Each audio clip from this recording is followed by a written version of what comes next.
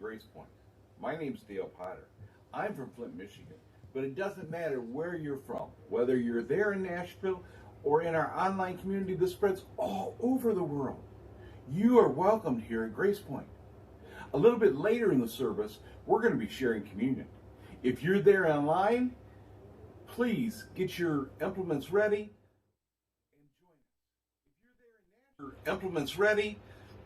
and join us. If you're there in Nashville, they have them available. Please pick them up.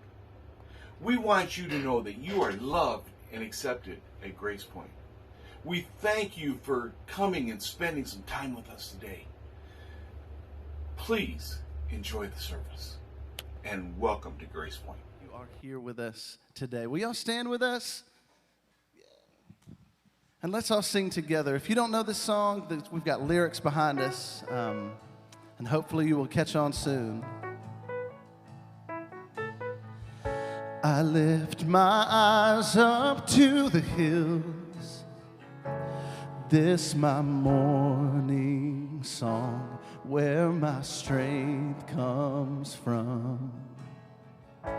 I lift my eyes up to the hills, this my evening song, where my help comes from. This is the gravity of love, just as the moon follows the sun. You're all around me, you're holding everything. This is the hope of every land, just as the universe expands. Your love is reaching, yes, you're holding everything.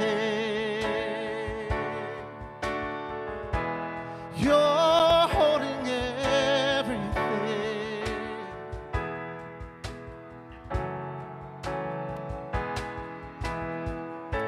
We lift our eyes up to the hills. When will our help come? Lord, we cry, how long? We lift our eyes up to the hills. Even as we run, hope is chasing us. Come on, sing it. And this is the gravity of love, just as the moon follows the sun. You're all around me, and you're holding everything. This is the hope of every land, just as the universe expands. Your love is reaching, you're holding everything.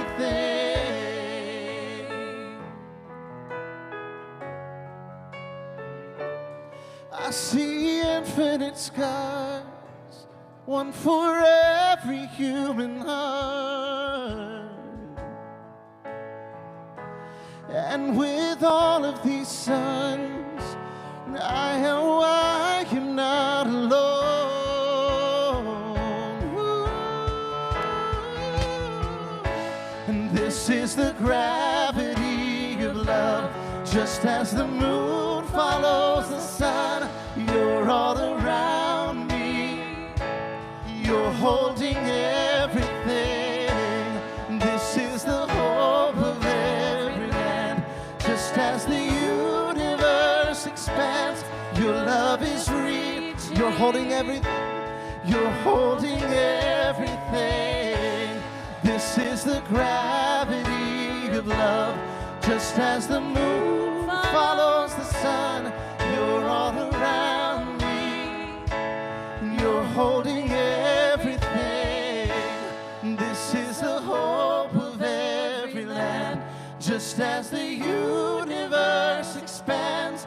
Your love is reaching, you're holding everything.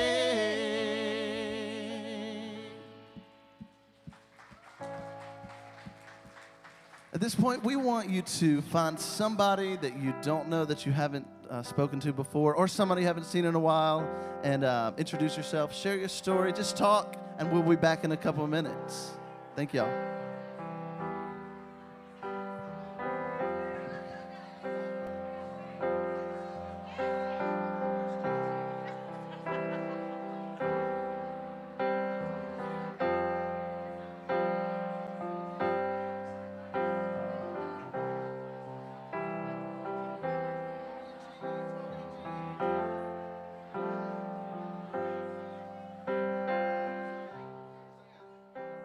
If you are new to Grace Point, we invite you to join us at 10:15 every Sunday morning, right here on our YouTube channel, where we sit and we talk and we share and we encourage each other and we just laugh and have fun before the service starts at 10:30. Remember, we gather here at 10:15 every Sunday morning. Make sure you visit our website, gracepoint.net, to stay connected to our events and our happenings in our Grace Point community. One of my favorites is Reconstruct, where we get together every Wednesday night or Tuesday morning, depending on when you want to, and we talk about things in our lives, in our world, and how it strengthens our faith. There's also Books and Brews. This is great because we study together current topics, and then we apply that to our lives and how we are socially responsible. Giving is an act of service, and we want you to feel free to give back of your time, talents, and treasures to Grace Point. Giving allows us to grow and reach more and more people in our community that are hurt and lost and need hope. There are 3 ways that you can give to Grace Point. You can text Grace Point with an E to 77977. You can go to our website, gracepoint.net/give, or you can use the QR code that you see on your screen now. There are many opportunities here at Grace Point to serve. If you're in the Nashville area and you want to get involved, please do so. We also have some upcoming online things that you can be involved in. But we want you to feel part of Grace Point. And we want to say welcome. Talk to me or whoever else is back there. And finally, we couldn't do what we do without your monetary support. So you can give in multiple ways. You can text Grace Point to 77977. You can go to gracepoint.net/give, and you can also scan the QR code that's located on the announcements handout. Thanks. Thank you, Emily. Let's hear it for Emily. She's awesome. Thank you. Something we love to do here at Grace Point is we love to come around the table of the Lord and to take communion together as a community. And it's something that we invite and encourage. We'd love for everybody to participate in. Know that you are able to do that with us. Hopefully you got a little packet at your table. But there is something also that we love to read together as a community before taking the communion. So let's all stand, if you will. I know you just sat down. Let's stand again. We're going to sing in a little bit, but let's say this together. Come to this table, you who have much faith, and you who struggle with believing, you who have been here often, and you who have come for the first time, you who are at peace, and you who feel despair. We are all part of the human family, and there is a place for us here. Christ invites everyone to the table. May this bread and wine unite us all. You may partake of that.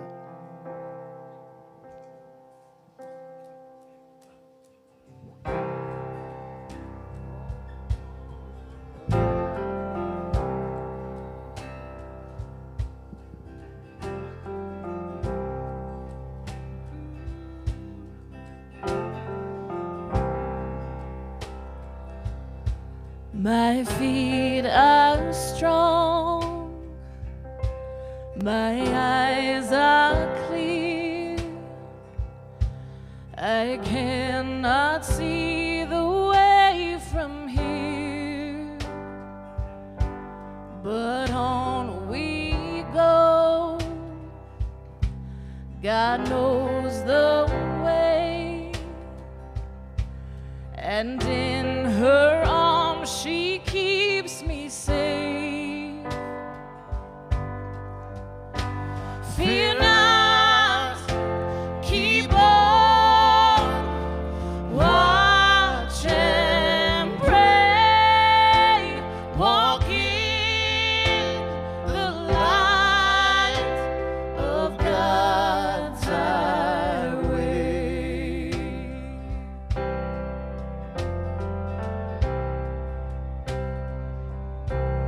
The shadows flee, the valley is deep, but evil cannot conquer me. Your rod and your staff, they protect me. You give me rest, you give me peace. Come on, sing it with us. Fear not, keep on, watch and pray, walk in the light of God's highway.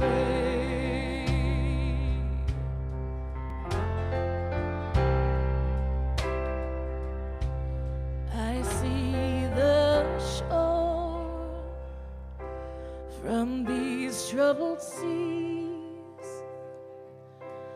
this tiny ship that carries me. It is not yet, but it will be. So heaven come, it's you we need. Fear not, keep on, watch and pray, walk in the light of God's highway.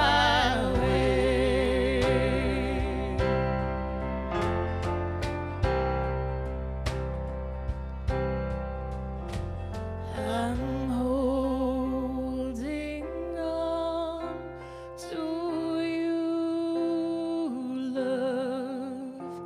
You're holding on to me. I'm holding on to you, love.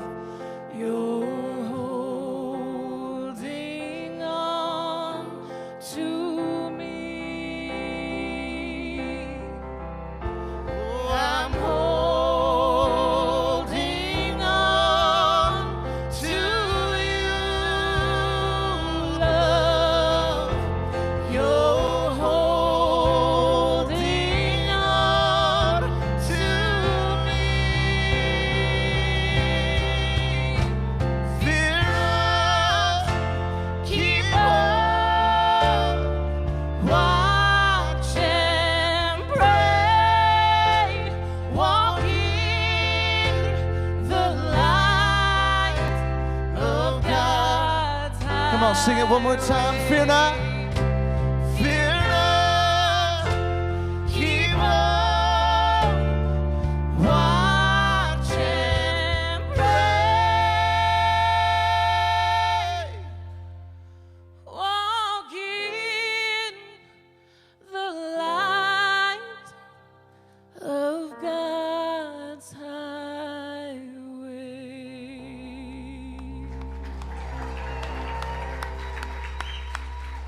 You all can be seated. Thank you.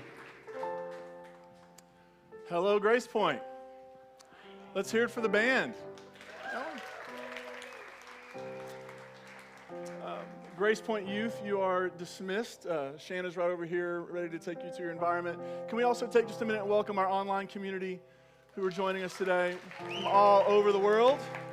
We are so glad you all are here with us as well. So before we, thank you. Come on in. Thanks. Before we jump in today, I wanted to invite a friend over. Come on over. This guy may look a little familiar. Everybody, this is Derek Webb. Say good morning, Derek. Hey, I want to make sure you're in the frame for the video. So Derek, as many of you may know, Derek is a musician. He's been in the industry for 20. Is your mic on? That's okay. I talk loud. Derek's been making music for 20 plus years now, two decades, and we've struck up a friendship, a relationship, and so we're actually here together today to make an announcement that Derek is joining our team here at Grace Point as Director of Content and Curation. So, yeah, that's really, really exciting. Derek, would you just share with everybody what that means? Yeah, well, I'm so grateful to get to be here with you guys. This morning, I'm grateful to have found, as many of you, I'm sure, are, to have found Grace Point, to found a place where all the complexity of life, you can bring it all with you, and as we're going to hear about this morning, come in as integrated people and bring all of our questions and doubts. I, like many of you, have had a fairly complicated relationship with the church and faith over the years, but and it makes, especially what I'll be here hopefully working on and working with Ricky and his team and Josh on, is to bring better soundtrack to the life of this community. If we're doing our job right, then hopefully what we're doing is providing in the music language for you to confess things that you wish to believe. And the only way that we're going to be able to do that is to know you, to know your stories. And if there's a lot of joy in this community, you should be hearing a lot of joy come off the stage. If there's a grief in this community, you should hear some grief coming off this stage. And a community as peculiar in a good way, as unique as Grace Point, we're not going to be able to just go and find songs that everybody else is singing. We have to have some of our own original soundtrack here. And I'm suspicious, and we're suspicious, that that soundtrack that's desperately needed in a lot of other churches where there are complicated stories being held together. So that's some of the work I hope to do here. I'm here to support and serve Ricky and Josh. I'm thrilled to get to be part of the community. So thank you guys so much. And we'll hopefully be seeing a lot more of you guys. We're going to have some conversations about music soon, and we'll let you know about that. But thanks so much. Okay. Derek Webb, everybody. And could we get the house lights up down here thank you. I'm so excited about this relationship. There have been so many exciting conversations happening behind the scenes for a couple months, and now I'm just glad we're able to hey, this is a thing, it's happening. We're excited about what's going to come out of this. And so you'll be seeing more of Derek, hearing more from him, and he wants to hear from you as well. So we'll be letting you know how that can happen and what that will look like. So today we're continuing our series through the Beatitudes, these announcements Jesus begins his Sermon on the Mount with, and they are pronouncements of blessing. And this word blessing, blessed, is so fraught in our culture. It has taken on so much baggage, so many different meanings. And so we've been trying to be really clear in this series. What do we mean by the word blessed for our purposes?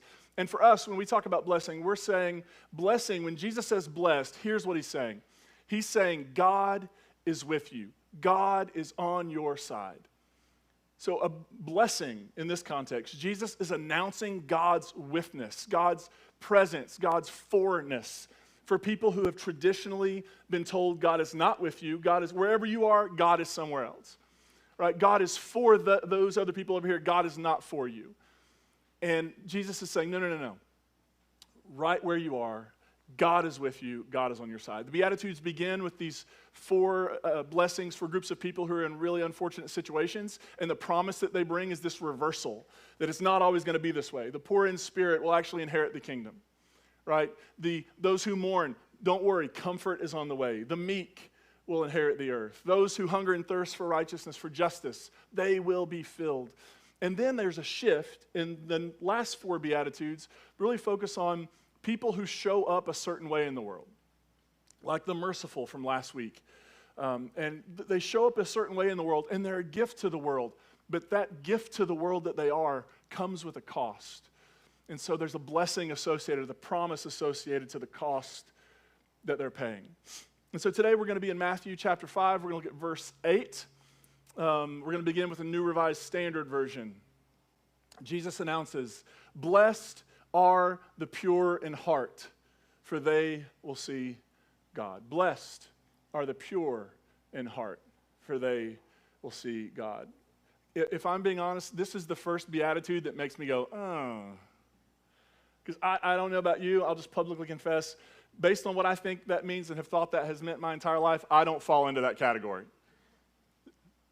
I bet some of you don't either. I felt a little judgy laugh there, like, oh, this guy probably laughs at dirty jokes. Sometimes if they're funny, right? Like, don't act like you don't, right? When we hear pure in heart, we have all these assumptions about what it means to be pure in heart. And I bet if we're honest, if we take away sort of maybe the facade and the display, which we'll talk about a little bit later, if we take all that away, if we're honest, I bet most of us feel like if this means what I assume it means, I probably don't fall into the category. Let's see how some other people interpret it, because all translation is interpretation. Here's the message. You're blessed when you get your inside world, your mind and heart put right. Then you can see God in the outside world. Anybody in here have your inside world put completely right? Because I think if you raised your hand, that would be an indicator that maybe you don't, right? Like this idea that, oh, somebody who's got it all nicely and neatly put together. Right? Your inside world is pristine. It's all in the right order. Everything is how it should be. You don't have impure thoughts. You don't laugh at dirty jokes. There's nothing about you that's even remotely, not even a hint of impurity in your life. And here's again, the God's Word translation, which is, every time I say that, I think it's just way to go. You've one-upped every other Bible translation that ever existed. Blessed are those whose thoughts are pure. They will see God. Again, is there anybody who fits in that category? Whose thoughts are pure all the time? Let's say you're not even in the realm of lust, but how many of you have ever thought about punching somebody? Like, just like anybody ever been in that situation where you're like, yep, I could totally punch them right now? Like, you've been there, right? Or maybe you've had a jealous thought. You ever seen somebody driving the car you want to drive, or getting the job you want to get, or being with the person you want to be with, or whatever? And you've thought maybe something not so nice about that situation? Is that what's happening here? Or is this, in the traditional interpretation, is generally, well, yeah, this is who God blesses.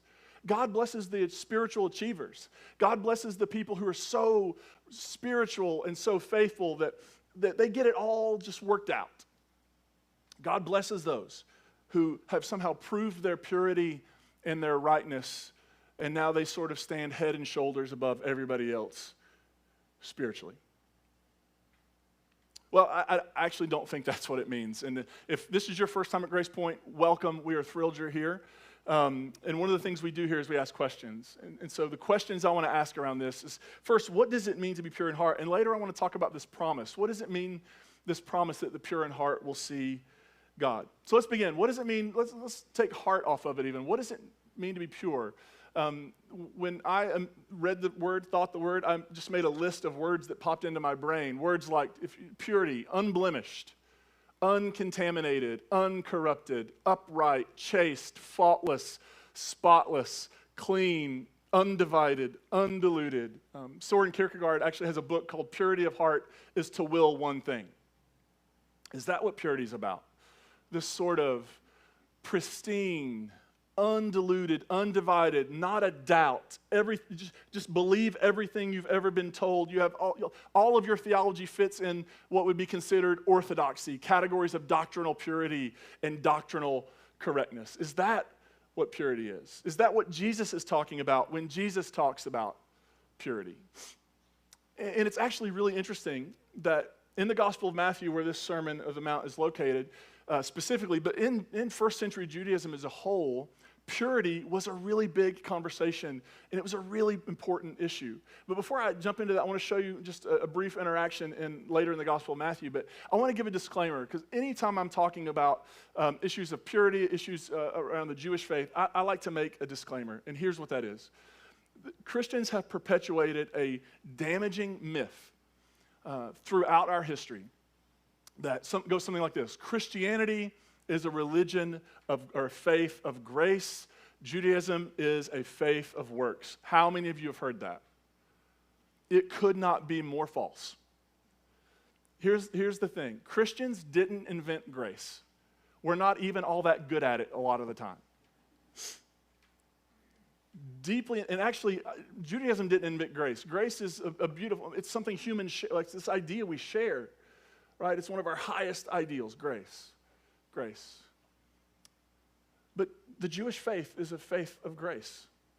It is a faith that sees God, and the word that often pops up in the Hebrew scriptures is God's loving kindness. Right? So when we talk about Judaism and Christianity, we just have to be really clear on the front end that there are ways this gets talked about that have led to all sorts of atrocities and all sorts of trauma and all sorts of unnecessary and unneeded suffering because Christians have had this superiority complex. And I think it's important to say on the front end that if we're as a Christian, me as a Christian, if I come off with an understanding or interpretation of the Bible, Old or New Testament, or of Jesus, that does not make sense to a Jewish person, then the problem is not with them, the problem is with me and in my interpretation. Right? Because Jesus, fasten your safety belts, Jesus was Jewish. Jesus was not the lone European Christian in the Middle East in the first century. Just not true. Jesus wasn't Christian. Jesus' earliest followers wouldn't have gone by the name Christian. Jesus lived and died a faithful, observant Jewish person. He did. And so any discussion Jesus gets into in the New Testament, when he's going back and forth, and there were all sorts of debates that Jesus gets into that were major debates in first century Judaism. And Jesus steps right into them with his perspective. Any debate Jesus gets into, he enters into as a faithful Jewish person. Not as some sort of outsider, not as some sort of like starting a new religion, going to try to silence this old religion. No. He's actually entering into it as a friend, not a foe. And the specific debate I want to show you here in Matthew 15 involves a group called the Pharisees. Here's something else you should know. Often these debates were really contextual, and here's what I mean. Often the debates that you see Jesus get into, many of them have to do with how do we, them, then and there, how do they respond to living under Roman oppression and occupation? Because you have to understand, their entire world was upended. Right, just before Rome came to town, they had known about 100 years of liberation and freedom that they had never known, really, since the period of Solomon. Just a remarkable time. What do we do with the Romans? How do we understand God being with us in the context of being oppressed by this global military economic superpower? How do we see? And so different groups would come up with different ideas about how do we get rid of the Romans. You had groups of people who said, here's how you get rid of the Romans. You grab a sword and you start hacking, right? Here's how you get rid of the Romans. You withdraw. And then you have these folks called the Pharisees, and one of their understandings was maybe the reason we're in trouble is because we didn't keep the law well enough. We weren't pure enough. And so if we really want God to bless us and God to be with us and God to send the Romans packing, then we need to drill down and we need to focus on making sure that we follow everything to the T so that we are pure, so that we are a people in a place where God could dwell. Right? Do you see? And that actually, when you think about it, that's not like illogical. But based on their worldview, based on their understanding, it was a pretty sensible leap to think maybe we should just focus on becoming more and more pure. And so here's the debate. Go back. There we go. Then the Pharisees and legal experts came to Jesus from Jerusalem and said, "Why are your disciples breaking the elders' rules handed down to us? They don't ritually purify their hands by washing before they eat." Okay, quick poll. How many of you believe in hand washing as a good rule? I'm just making notes now for who I'm going to red bracelet later. Yeah, I mean, we understand that hand washing prevents disease spread, right? It prevents us from getting sick because we know if we have contaminated hands and we eat, we put things in us, there are these little microbes and bacteria that go down and create all these. This is not where they're coming from in the ancient world. Right? They're not talking about, and for all the things that I tend to be a little bit, like hand sanitizer is, and I love it. I've always loved it. But over this last year, it's everywhere. You can literally turn around and sanitize. That has been a gift. That's not what they're talking about. They're not talking about hygiene. They're talking about ritual. They're talking about ritual purity. And the idea is if you eat something with impure hands, then it goes inside of you and makes you impure. And purity most often has to do with access to the temple, access. And in this case, with the Pharisees, how do we make sure that God is on our side against the Romans? Well, we need to make sure we're being as faithful as we possibly can to the law as it's and to the traditions that have been given to us. So the question is, Jesus, your disciples don't seem to be participating in this thing that we think everybody needs to participate in. Everybody needs to wash their hands before they eat. And then Jesus enters into some dialogue, and he comes around at the end of the discussion, and he speaks to the crowd, and he says to them, listen and understand. It's not what goes into the mouth that contaminates a person in God's sight. It's what comes out of the mouth that contaminates the person. This is for the Pharisees, this is a complete flip. Right? It's not what you're putting into you that's going to somehow make you impure. Actually, when impure things come out of you, it's because there's something going on internally that you need to pay attention to. And the reality is, external purity has been the focus of much of my religious upbringing. Anybody else? External purity, making sure you look pure, making sure you look theologically correct. And so that when you say something, people hear it and they think, yes, that is a theologically correct person.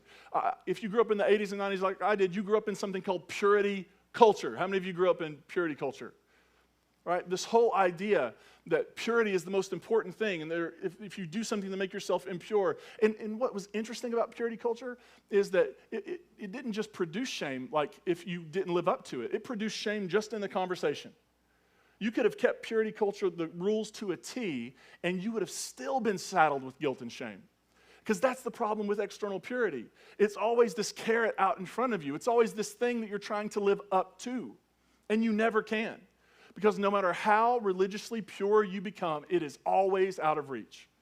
There will always be something that isn't just right. And so what did we do? We focused all the more on being obnoxious. Because that's where this leads, right?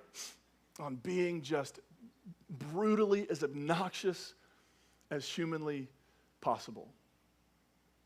You ever done the thing where you were, in my previous days, I may have done this a time or two, where you pray over a meal in public just to shame all the people around you who didn't pray at their meal in public before? Anybody ever do this? I cannot be the only one. Oh, Lord, thank you for this food, and for the heathen who have not repented and prayed for their food, we give thanks for theirs so they don't choke on it, right? Like that's just that sort of vibe of, you so want to be externally, religiously pure, that there can't even be a hint of anything quite off in you. And I was always told, you have to be very careful. You've got to guard your witness. Anybody else told to guard your witness? You got to guard your testimony. You can't hang out with people. You can't be hanging out with people who aren't Christian. You can't hang out with people who are wild. You can't hang out with people who are drinking and listen to, secular music. And you can't because it's people that will contaminate your witness. I'm really glad nobody gave Jesus that set of information before he did his thing. Because that's the only thing Jesus was up to, was hanging out with people who challenged his credibility. Right? But that's sort of what we were told. And so it was, in much of what you see today, when people are sort of put on heresy trial and people are making these big, bold statements, we do not agree with this person. What is that about? It's about making sure that our good, pure righteousness doesn't get contaminated by anybody else's anything. It's about keeping all of that at bay. And it's always something you have to try to live up to. I have a theory that if you talk to most religious people in America, they're probably exhausted in some way.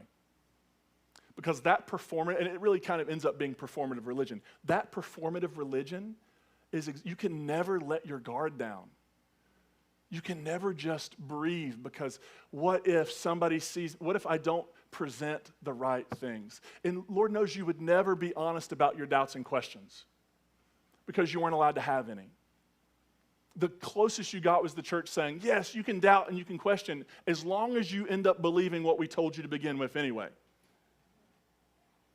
You can't depart from the narrative, but you can question the narrative as long as you end up back where we started. Right? So you would never be able to say, gosh, I have questions about whether or not all of the Bible is literal. I actually no longer can, I've had enough experiences and I've read enough that I just don't think the Bible's inerrant and infallible. I don't even think I can use the word of God to apply to all of it. And then the internet goes crazy. Right? I mean, there's this, gosh, I just don't know. I don't think I can say the creed, any of them anymore. Not without stopping to explain what I don't mean by it. You can never say that because that shows some sort of impurity. Like your beliefs are not, they're now diluted. And the goal was to never dilute. That's why we were told you don't read anything but the Bible. Anybody else have that spiel in your life? And you don't read anything but the Bible. And here's why, because what they realize, if you read other stuff besides the Bible, you realize that what they're telling you about the Bible isn't the truth. And you can't have you questioning the narrative. And then Jesus launches into this idea of what I'll call internal purity, or what Jesus here calls purity of heart. And this is not about not having an impure thought. This is not about laughing at a dirty joke. This is not about not being lustful. No, I don't think Jesus is talking about any of that. I think Jesus is talking about a kind of internal pursuit of transformation. People who are pursuing a certain kind of life. Let's put it like this. I think the pure in heart, next slide, are those who are pursuing an authentic, integrated life. And I put /faith, but here's the point. It's not even about the faith, because what we often do is we do faith over here and life over here so that we end up living like this, right? And we even do this religiously where we have our own sort of things we're wrestling with. We can't believe the same way anymore. We're struggling with. But we never want to say it out loud because that might get us in trouble. And so we live sort of with this internal. Anybody ever been in that situation where you're sitting through a church service, hearing something that you think is just God, maybe right now, hearing something that you think is just God awful and knowing you can't believe it, but you can't say anything or else you'll be excommunicated. Anybody ever been in that situation? You can't raise your hand and go, what? Because that is dangerous ground. But I think the pure in heart are people who say, I can no longer live in this disjointed, unintegrated way. I want to pursue something authentic that is honest, that is fully integrated with who I am, that there's not this head and heart dichotomy, that there isn't this person I am internally and this thing I say externally that keeps me employed or keeps me in good standing with the church. I want to pursue it wherever it leads. I think that's who Jesus is talking about. And if that's true, then that means the pure in heart. Next. There are people who listen to their doubts and questions. There are people who pay attention to those things. There are people who have begun to trust that the Spirit actually might be up to something when they have a new question. When they can no longer stomach the interpretation they've grown up with because it excludes too many people, or it's harmed too many people, or it's created too much trauma in the world, that maybe, just maybe, there's a better way, another way for us to begin to think about this. They begin to listen to those doubts and questions. I try to look back and remember when that started for me. But I know at the beginning it was scary. Anybody else have that sense of when you started going, I just don't think I believe that anymore? I don't think I can say that anymore. I don't think I can affirm that anymore. That no longer sits with me. It no longer feels true. And then for me it was like beginning to look through some non-biblical literature. Who calls it literature anymore? Like that is such a, hi, I'm here all week. I started reading, and I remember my gateway to other books besides the Bible was Max Lucado. Like I remember like sneaking the Applause of Heaven into my bedroom like it was, another kind of magazine, and like reading it like, oh my goodness, I did not know that there were these other takes, and it was a pretty standard take, but it just wasn't in King James English, and I was mesmerized by it. And then I started reading other stuff, which really started to make all these doubts and questions bubble up, and I could not, it became like, for my own sanity and mental health, I had to pay attention to these questions. I could no longer, and for me as a pastor, living this one life on stage, trying to repeat the things that people expected me to repeat, while also knowing deep down that I no longer think that's true, and it probably hurts people, and beginning to try to make that shift. It's scary. And my assumption is, here at Grace Point, there are those of you in the room who you've been down this path of paying attention to your doubts and questions for a long time. But I meet people all the time who you're here because you've been told that somehow you're on dangerous ground.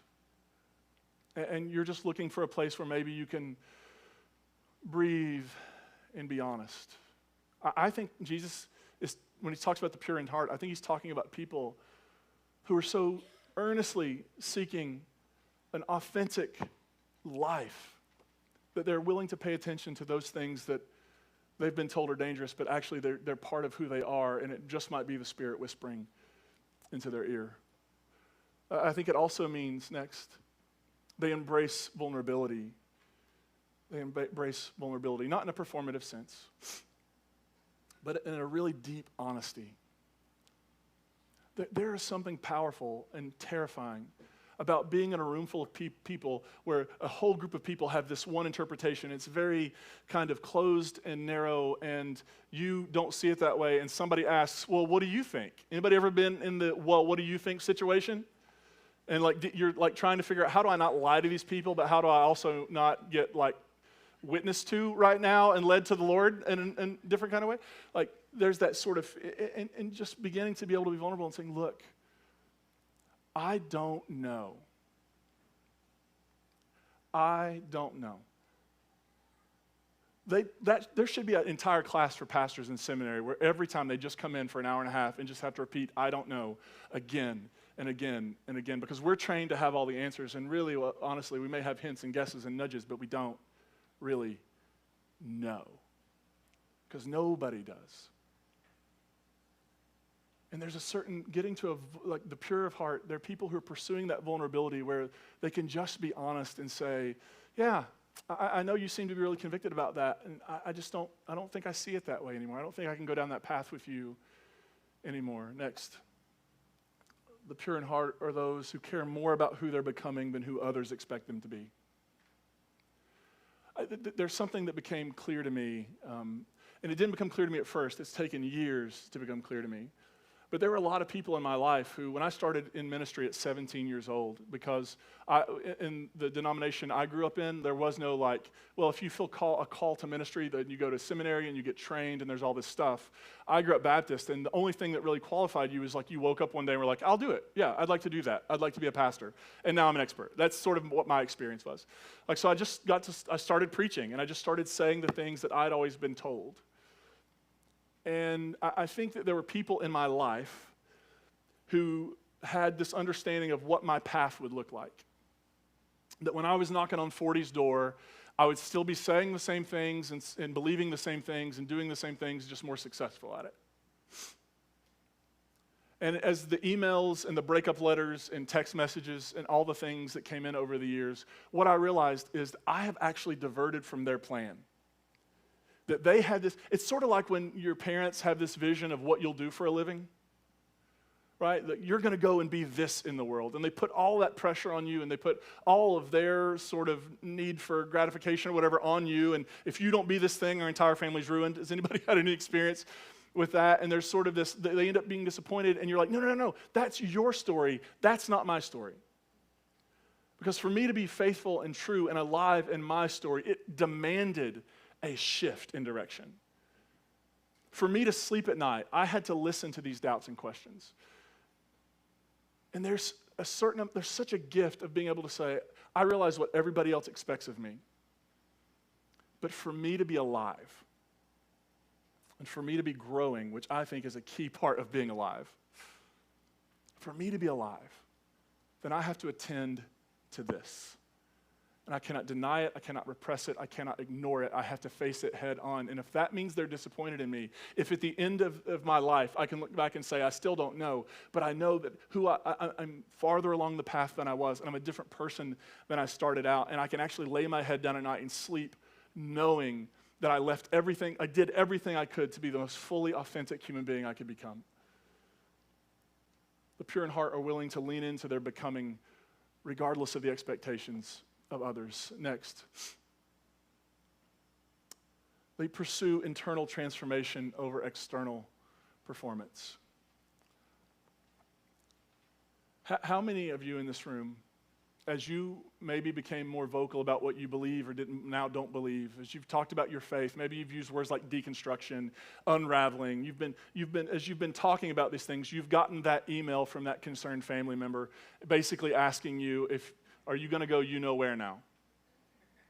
Good news, you know where doesn't exist. But back to the email. How many of you have gotten the email, are you still saved? Are you still on the path? Have you just left it all together?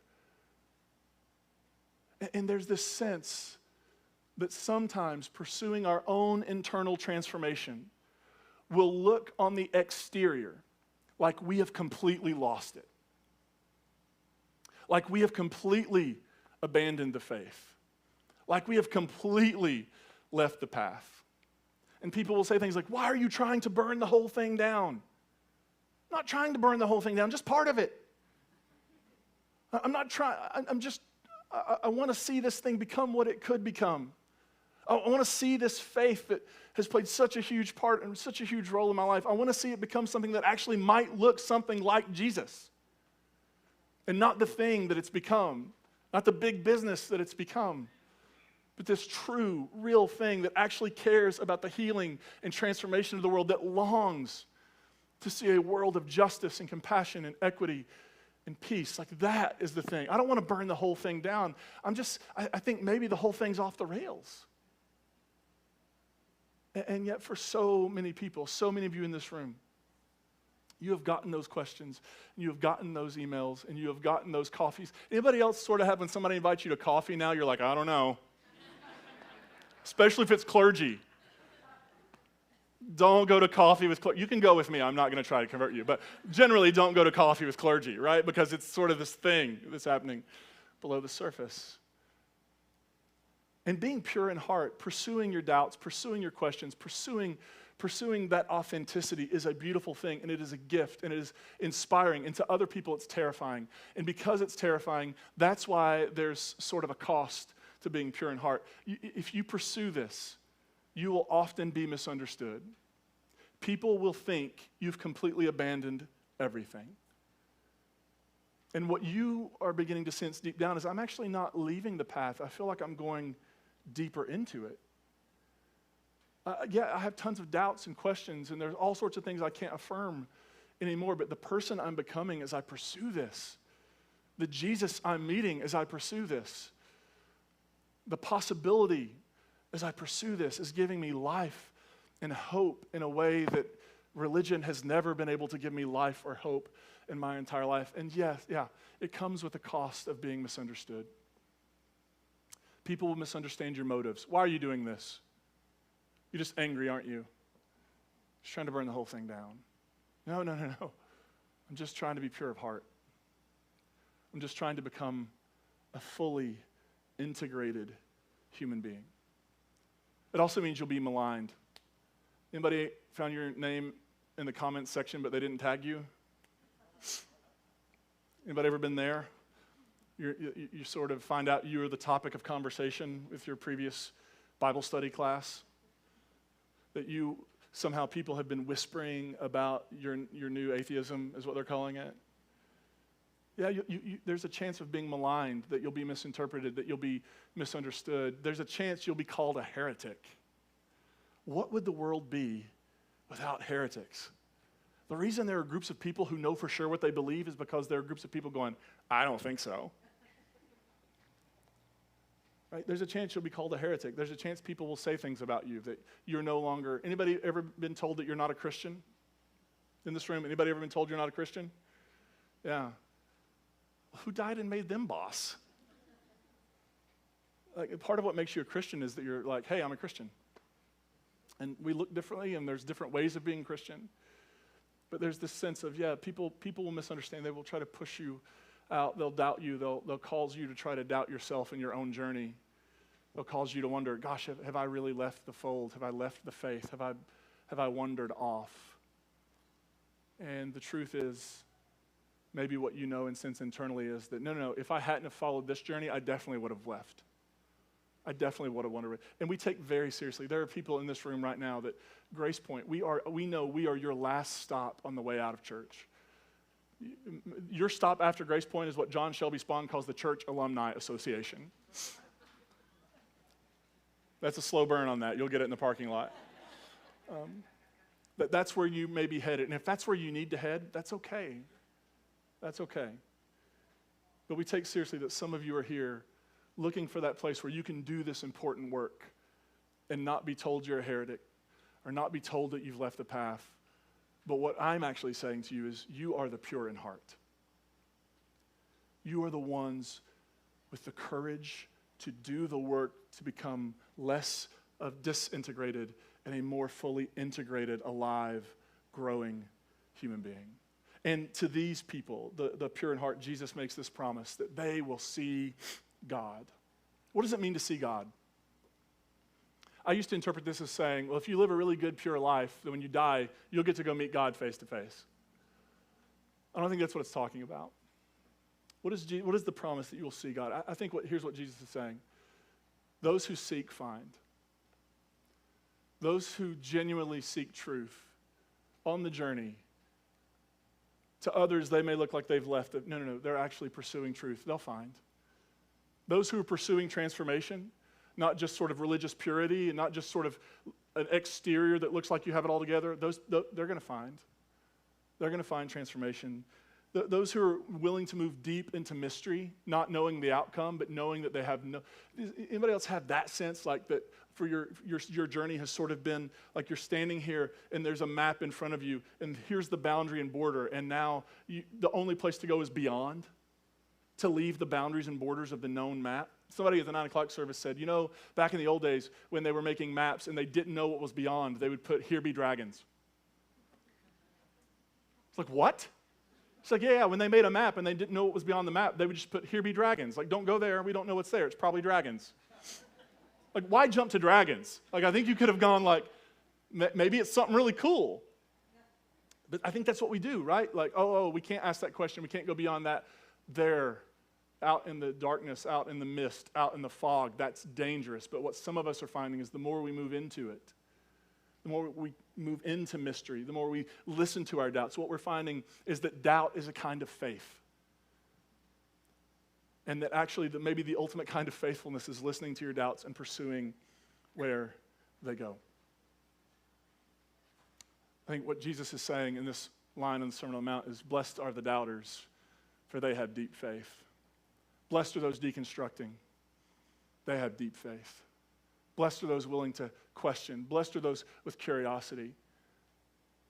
Blessed are those who are willing to look completely crazy to everybody around them because there's something happening in them that it cannot be bought. It is an experience that can only be had when you leave the path that everybody else has followed. There's a story in the New Testament. It's probably familiar to many of you. It's a story of Jesus' disciples being on a boat at night, and they're asleep, and Jesus comes walking to them on the water, like you do. And there's actually some scholarship that suggests that this story was inserted back into the Gospels. And it actually is a story foreshadowing and explaining the resurrection experience.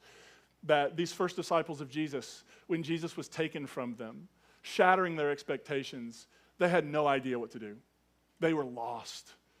They were all in this boat, on this choppy water, afraid, unsure, uncertain. And then with the resurrection experience, whatever that was, Jesus comes to them, and one of them, Simon Peter, who was always a bit impetuous, says, I'd like to join you on the water. And so Peter gets out of the boat, and he begins to walk on the water. And then what happens next? He sinks. And for 2,000 years, we have maligned him for sinking. You do realize he's the only person out of the boat. There were other people in the boat who never got out of the boat. They sat in the boat. They watched it all happen and said, you know what? That's what happens when you get out of the boat. You sink. And then something powerful happens. As Peter begins to sink into the water, Jesus reaches down and catches him and pulls him back up. I think we need to stop villainizing sinking. Because sinking might mean you're on the path. Sinking might mean you have left the security and safety of the boat. You have left the security and safety of certainty. You have left the security and safety of religion, and you have moved into some other place with some other sense of trust that maybe, just maybe, something else is possible. And you begin to sink, and what you find is a hand that catches you. Blessed are the pure in heart. Blessed are those willing to sink. Because what you find as you pursue truth wherever it leads you is that on the other side, love will always catch you. Every time. Truth will always catch you. And here's how that blessing, I think, works, is that we do the catching. As a community, we band together and we catch one another. That's what being a church is all about, catching one another. And for so many of you in this room, the church has not caught you. You had the courage to sink. You displayed great vulnerability, and the church did not catch you. The church stood back and talked about you. The church stood back and said, see, I knew they'd left the boat. And this is what happens. This is what happens when you start reading Max Lucado. You start to sink. The church should have caught you. And this church, this community, is a community full of people who every single time we will catch you. Where I have seen God the most in my life has been in the faces of people who have caught me. When everybody else bailed, when the people who religiously raised me would have nothing to do with me, it's the people who came alongside and told me I wasn't crazy or I wasn't on dangerous ground, that I was actually onto something, that the Spirit might actually be leading me, that I may be moving toward a more fully authentic, integrated human life. I have seen God in the face of every one of those people. I've also seen God in the face of people I have had the privilege of helping catch. I've seen the divine in their eyes. And I fully believe that that's what a community like Grace Point is all about. Catching each other. Encouraging one another to leave the boat. Knowing that sinking isn't the end. It's actually an exhilarating part of a new beginning. Are you with me? Let's pray. God, for my friends in the room who are pure in heart, they are on the path. They're paying attention to their questions and doubts. They might use language like deconstruction, unraveling. They may talk about uncertainty. They may be able to articulate right now way more about what they don't think anymore than what they do think. And sadly, in large sections of our faith,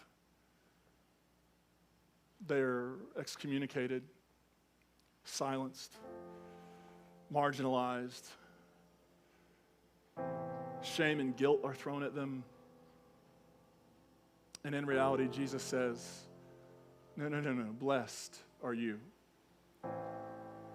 Blessed are the pure in heart, those pursuing authenticity, those pursuing a fully integrated human life, those who long to become transformed in every possible way, those who long to be able to sleep at night.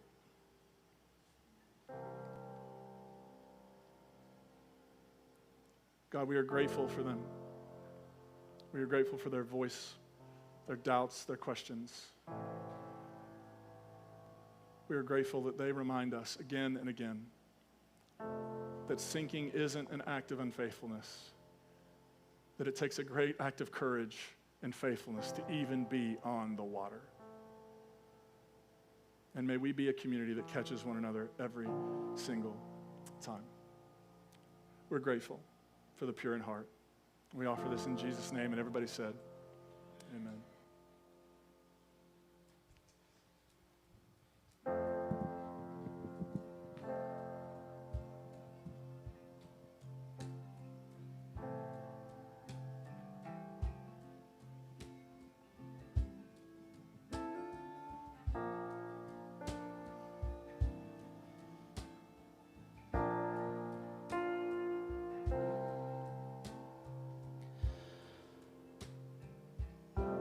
when my body won't hold me anymore, and it finally lets me free, will I be ready? When my feet won't walk another mile and my lips give their last kiss goodbye, will my hands be steady when I lay down my fears, my hopes and my doubts, the rings on my fingers and the keys to my house, with no hard feelings? When the sun hangs low in the west and the light in my chest can't be kept, held at bay any longer, when the jealousy fades away and it's ash and dust for cash and lust, and it's just hallelujah and love and thought, love in the words, love in the songs they sing in the church, and no hard feelings. 'Cause Lord knows they haven't done much good for anyone. They kept me afraid and cold, with so much to have and hold.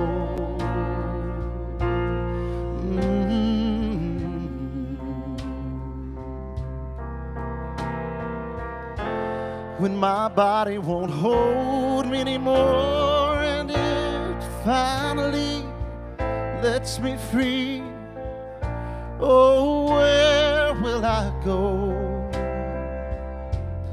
Will the trade winds take me south through Georgia plains, or tropical rains, or snow from the heavens? Will I join with the ocean blue, or run into a Savior true and shake hands laughing, walk through the night straight to the light, holding the love I've known in my life, with no hard feelings? Oh, Lord knows they haven't done much good for anyone. They kept me afraid and cold, with so much to have and hold. Under the curvy sky, I'm finally learning why it matters for me and you to say it and mean it too. For life and its loveliness and all of its ugliness, as good as it's been to me, I have no enemies. I have no enemies. I have no enemies. No, I have no enemies.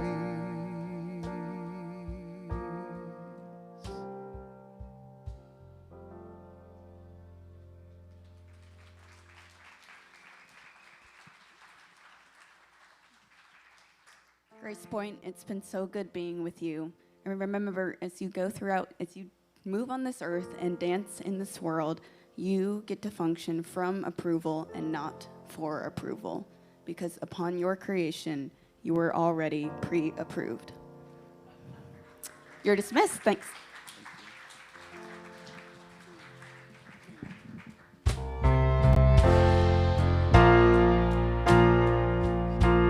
Y'all are dismissed. Thank you.